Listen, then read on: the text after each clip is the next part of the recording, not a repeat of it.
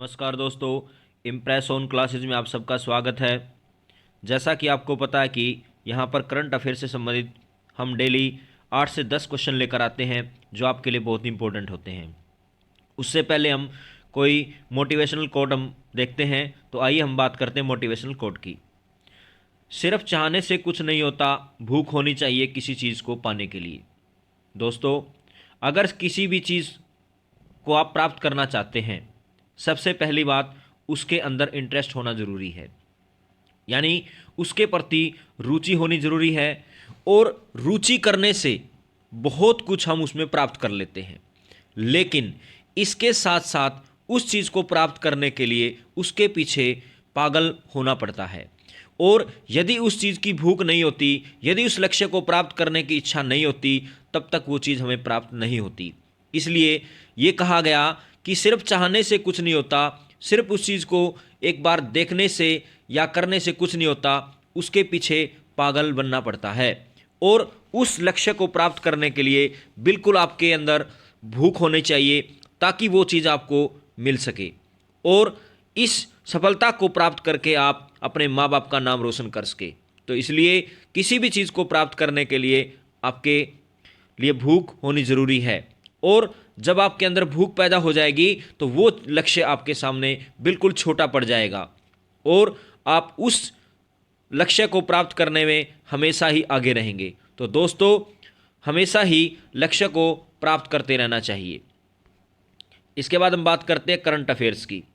जैसा कि आपको पता है कि स्टैटिक जीके हम यहाँ पर पढ़ते हैं, अंतर्राष्ट्रीय समाचार हैं, राष्ट्रीय समाचार, खेलकूद, नियुक्तियाँ और योजनाओं से संबंधित हम यहाँ पर क्वेश्चन को कवर करते हैं। तो आइए हम बात करते हैं सबसे पहले क्वेश्चन की। भारत के पहले डार्क स्काई पार्क का खिताब किस टाइगर रिजर्व ने जीता है? अगर बात की जाए यहाँ पर बहुत बार क्वेश्चन पूछा गया है और पूछा जा सकता है क्योंकि ये करंट से जुड़ा हुआ क्वेश्चन है कि भारत के पहले डाइस कार्क पार्क का खिताब किस टाइगर रिजर्व ने जीता है? तो ये जीता है, आप कह सकते हैं, पेंच टाइगर रिजर्व ने। और पेंच टाइगर रिजर्व कहाँ पर है? ये महाराष्ट्र के अंदर है। काजीरंगा राष्ट्रीय उद्यान की अगर बात की जाए तो कहाँ पर है? असम के अंदर है। एक सींग वाले गैंडे के लिए प्रसिद्ध है। नामदफा टाइगर की अगर बात की जाए तो ये आपका अरुणाचल प्रदेश में है। और कमलांग टाइगर रिजर्व भी आप कह सकते हैं अरुणाचल प्रदेश में है।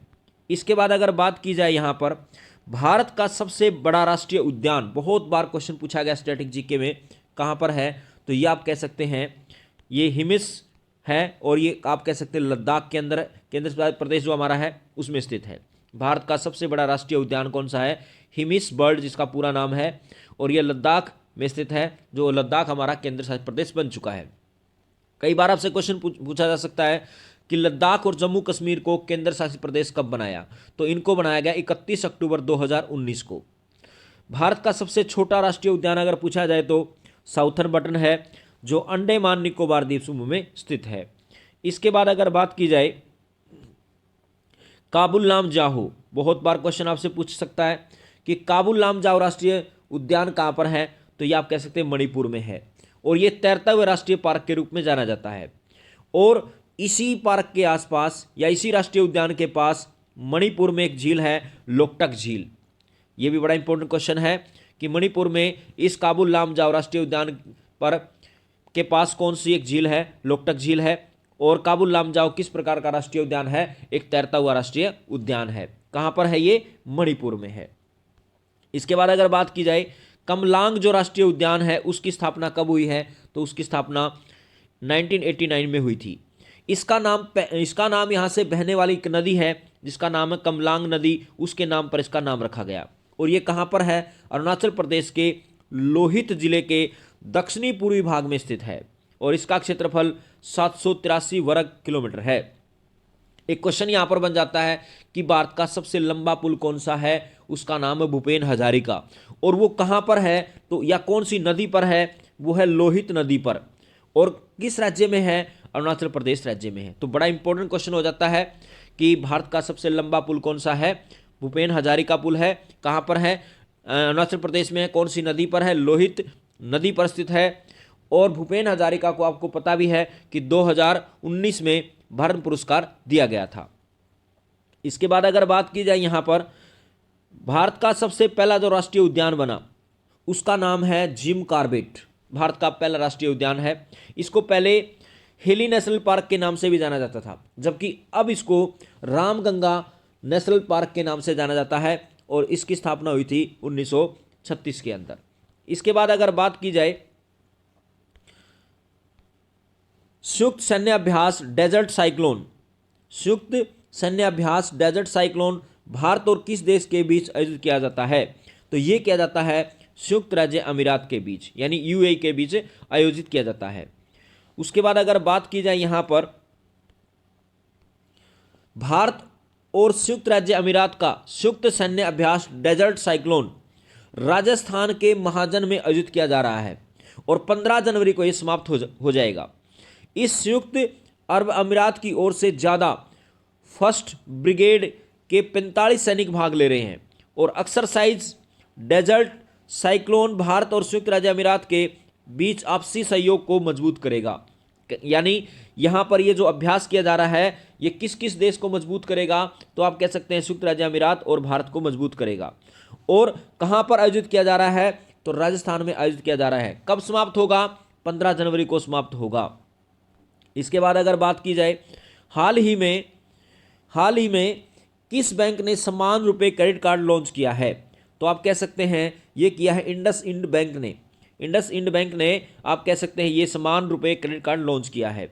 अगर यहां पर बात की जाए इंडस इंड जो बैंक आप कह सकते हैं हाल ही में national payment corporation of India के साथ साझेदारी में यूपीआई सुविधा से लैस इंडस इंड बैंक समान रुपए क्रेडिट कार्ड लॉन्च किया है। यह कार्ड सरकारी क्षेत्र के कर्मचारियों के लिए लॉन्च किया गया।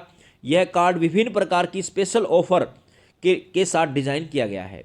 तो क्वेश्चन आ सकता है कि जो इंडस इंड बैंक है इसने कौन सा आप कह सकते हैं समान रुपए कार्ड लॉन्च किया है और किसके साथ इसने साझेदारी की है? तो national payment corporation of India ने इसके साथ साझेदारी की है। इसके बाद अगर बात की जाए यहां पर सबसे पहले एक इंपीरियल बैंक जो था उसका आप कह सकते हैं उसको भारत में लाया गया था 1921 ईस्वी में और इसे प्रेसिडेंसी बैंक के नाम से भी जाना जाता था, जिसमें bank of Hindustan, bank of Bengal, bank of Mumbai और बैंक ऑफ मद्रास शामिल थे। यानी इंपीरियल बैंक जो था इसको 1921 में भारत लाया गया या भारत में इसको स्थापित किया गया।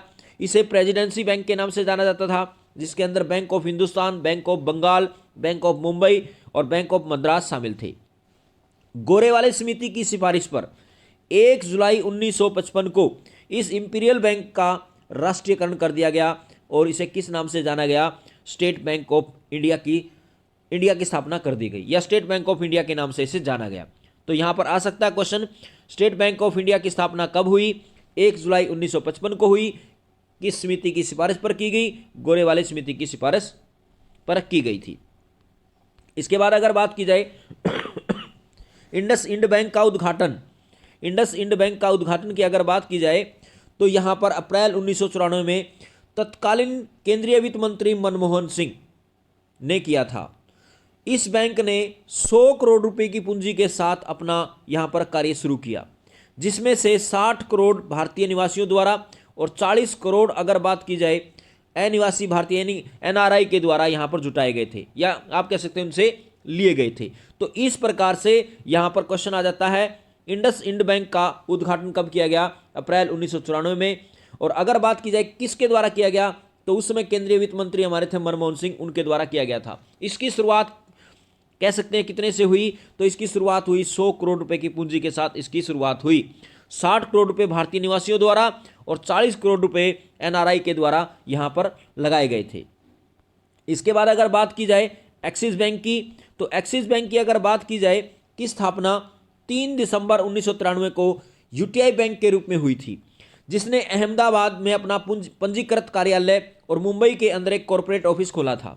इसकी पहली शाखा का उद्घाटन 2 अप्रैल 1994 को अहमदाबाद में उस समय जो वित्त मंत्री थे उनका नाम था मनमोहन सिंह ने किया था। यानी यहां पर क्वेश्चन बन सकता है कि एक्सिस बैंक की स्थापना कब हुई? 3 दिसंबर 1993 को। किस बैंक के रूप में हुई? यूटीआई बैंक के रूप में हुई।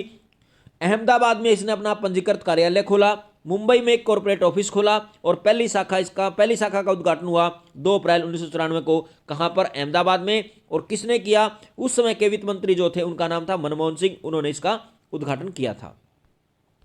इसके बाद अगर बात की जाए, वर्तमान समय में 12 सरकारी बैंक हैं, जैसे state bank of India, bank of Baroda, central bank of India, Canara bank, Punjab national bank, Punjab of Maharashtra, union bank of India, UCO bank, Indian bank, Punjab और सिंध बैंक और बैंक ऑफ इंडिया।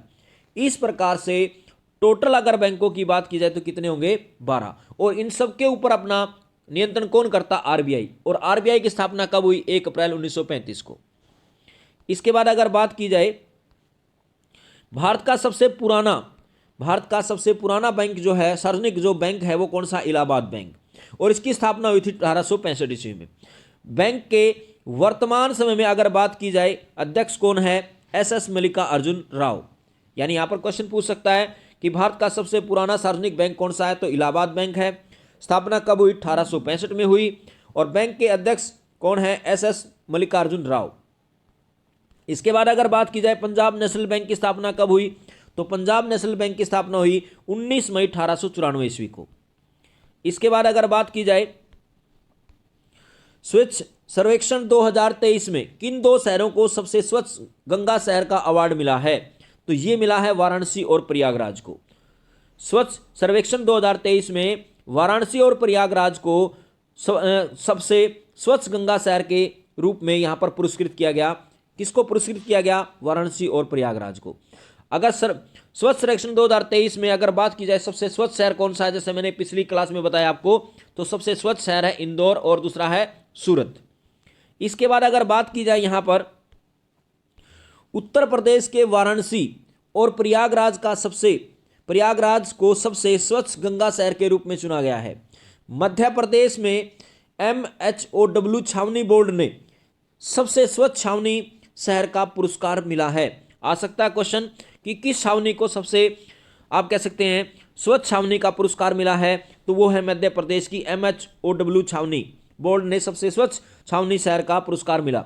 साल 2016 में स्वच्छ भारत शहरी मिशन के तहत केंद्रीय और आवास शहरी मामलों के मंत्रालयों द्वारा आयोजित स्वच्छ सर्वेक्षण शहरी स्वच्छता और साफ सफाई पर दुनिया का सबसे बड़ा सर्वेक्षण किया है। तो यहां पर क्वेश्चन आ जाता है कि उत्तर प्रदेश के किन 2 शहरों को स्वच्छ गंगा शहर के रूप में घोषित किया है? तो उनका नाम है वाराणसी और प्रयागराज।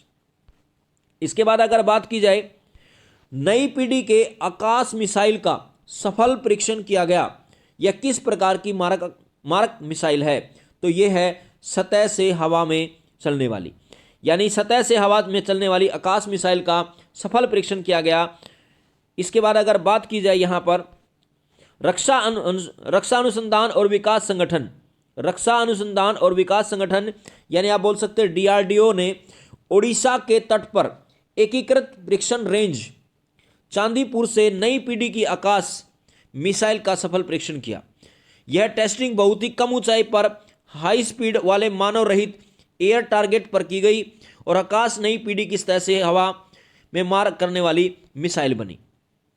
तो इस प्रकार से क्वेश्चन बन सकता है कि DRDO ने कहां पर इसका परीक्षण किया? तो ये ओडिशा के, आप कह सकते हैं, तट पर किया। और कौन से जगह पर किया? चांदीपुर में किया। इसके बाद अगर बात की जाए, भारत कितने वर्षों के लिए संयुक्त राष्ट्र सांख्यिकी आयोग के सदस्य के रूप में कार्यकाल शुरू करेगा? तो ये करेगा 4 वर्ष के लिए। 4 वर्ष के लिए भारत संयुक्त राष्ट्र सांख्यिकी आयोग के सदस्य के रूप में अपना कार्यकाल शुरू करेगा।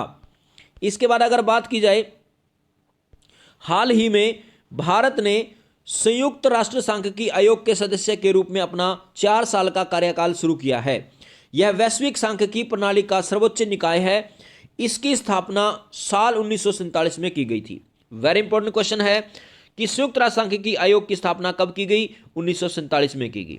इस आयोग में संयुक्त राष्ट्र के 24 सदस्य शामिल हैं और भारत आखिरी बार 2004 में सांख्यिकी आयोग का सदस्य बना। ये क्वेश्चन आ सकता है स्टैटिक जीके में कि भारत आखिरी बार सांख्यिकी आयोग का सदस्य कब बना? 2004 में बना। और जब इस आयोग को स्थापित किया गया तो उसमें संयुक्त राष्ट्र के कितने सदस्य शामिल थे? 24। और इसकी स्थापना कब हुई? तो इसकी स्थापना हुई 1947 ईस्वी में। इसके बाद अगर बात की जाए कुछ स्वामी विवेकानंद जी के बारे में बात करते हैं, क्योंकि 12 जनवरी को राष्ट्रीय युवा दिवस मनाया गया। और राष्ट्रीय युवा दिवस के रूप में अगर बात की जाए अब की बार महाराष्ट्र के नासिक जिले में राष्ट्रीय युवा दिवस मनाया गया है। और इसके बारे में हम कुछ बात करते हैं जो स्टैटिक जीके से संबंधित क्वेश्चन आते हैं कि स्वामी विवेकानंद जी का असली नाम नरेंद्र नाथ दत्त था। वो 25 साल की उम्र में सन्यासी बन गए थे। 1897 में कलकत्ता में रामकृष्ण मिशन की स्थापना की। बहुत बार क्वेश्चन पूछा जा चुका है कि रामकृष्ण मिशन की स्थापना कब की? 1897 ईस्वी में की। कितने साल की उम्र में सन्यासी बन चुके हैं? 25 साल की। और इनका असली नाम क्या था? नरेंद्र नाथ दत्त।